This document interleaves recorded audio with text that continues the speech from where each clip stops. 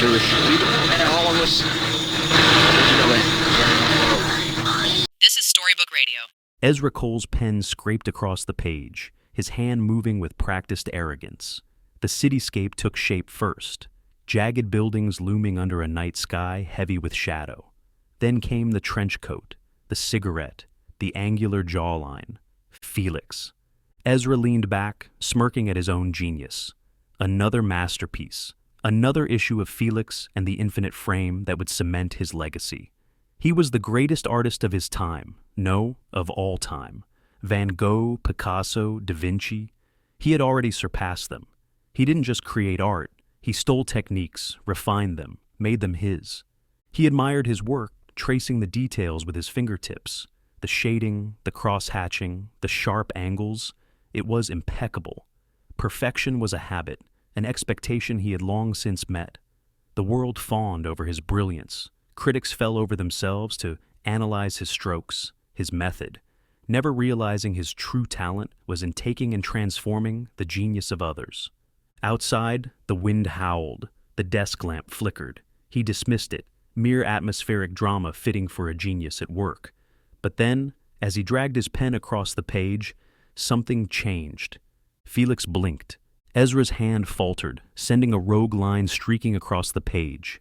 His smirk wavered. He leaned in, narrowing his eyes. Maybe he was seeing things. Maybe the ink hadn't dried, and a trick of the light made it look like. The expression had shifted. Felix wasn't looking off to the side anymore. He was staring at him. A speech bubble formed. "Hey there, champ!"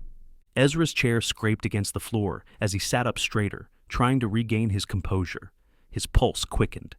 This was absurd. He was in control. The room seemed to breathe.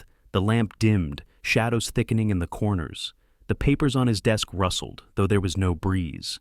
The ink in his pens shimmered unnaturally, as if alive.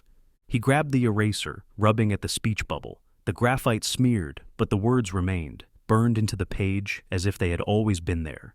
Felix's smirk deepened. Another speech bubble appeared. "You didn't create me, Ezra. I created you." A slow, cold dread crept into Ezra's chest. He flipped through his sketchbooks, scoffing at his own nerves. But as he did, a sick weight settled in his stomach. Page after page, drawings of himself, different ages, different expressions.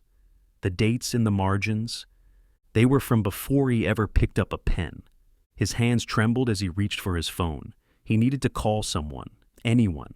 But as soon as the screen lit up, the text distorted, letters melted, ink bleeding like wet paint. The screen dissolved into static before vanishing altogether. Felix's voice came again, but this time, it wasn't from the paper. It echoed from the room itself. "Come on, champ. You're almost there."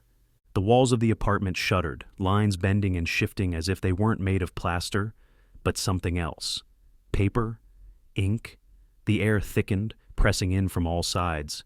Ezra stumbled back, knocking over an old cup of pens, watching in horror as the ink within them leaked onto the floor, not splattering, but moving, coalescing.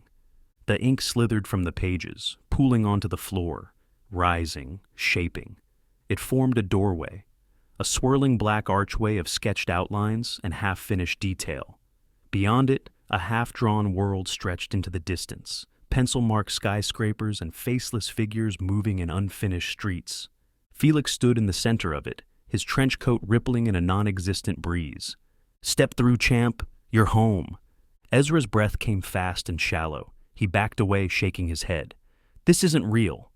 Felix's smirk never wavered. "Define real?" Ezra clenched his fists.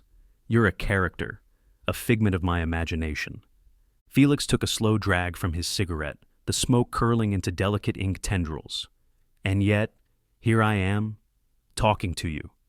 Ezra's mind reeled. His earliest memory, what was it? The first thing he could truly remember? He opened his mouth, but nothing came. His past was a haze, fragments, smudges on a page. He had always believed himself to be the artist. But what if he was never the one holding the pen? Felix stepped closer. "You already know how this ends." Ezra's gaze locked onto the ink doorway. It pulsed, waiting, beckoning. If he stepped through, would he disappear? Would he cease to exist? Or had he never been real to begin with? His fingers twitched. Then, before he could second-guess himself, he took a step forward, and the ink swallowed him whole. The final panel. The comic pages rustled in the midnight air.